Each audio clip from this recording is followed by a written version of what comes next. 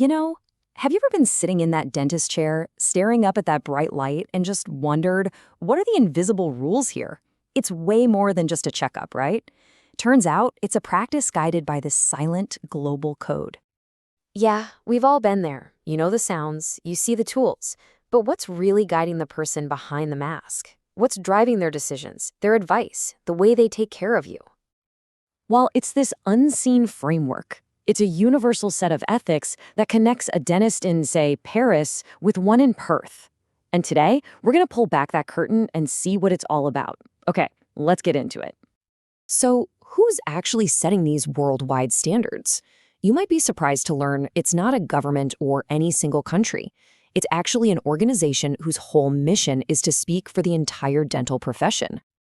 And here it is, the FDI World Dental Federation.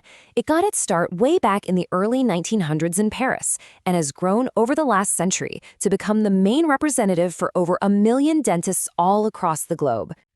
Now, the key thing to get here is that the FDI is what's called an NGO, a non-governmental organization. What that really means is that it's independent.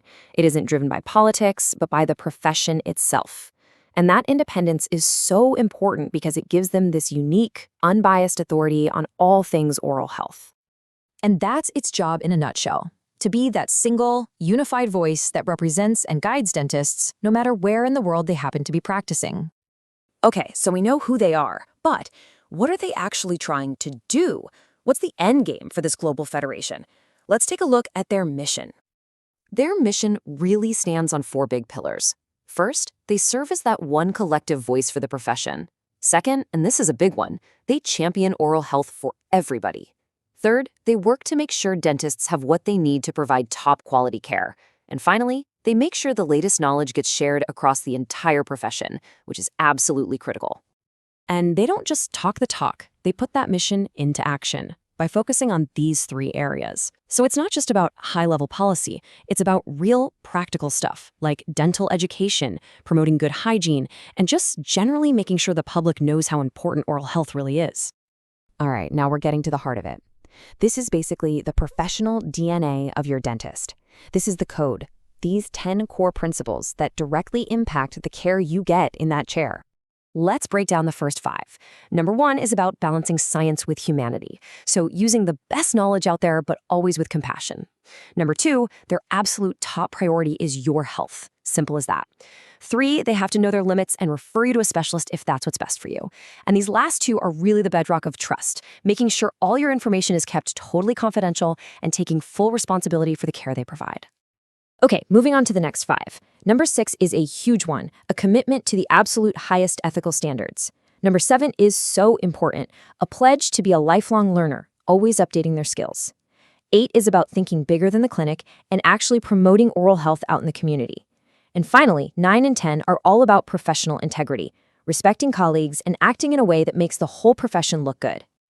So, we've talked about the organization, we've talked about the principles, but why does any of this matter to you when you're just visiting your local dentist? How does this actually affect you? Well, what it all boils down to is this. This code is a universal promise. It means that the trust you put in your dentist is backed by a global standard for quality, for safety, and for confidentiality. It creates this baseline of excellent care that you should be able to expect, whether you're at home or traveling on the other side of the world. This really says it all, doesn't it? It's that silent promise, that invisible layer of assurance that's there every single time, helping you feel safe and taken care of. It kind of makes you think, right? From the pilot flying your plane to the engineer who designed the phone in your hand, our world is just full of these invisible codes of conduct. What other ones are out there shaping your life without you even realizing it? Something to chew on.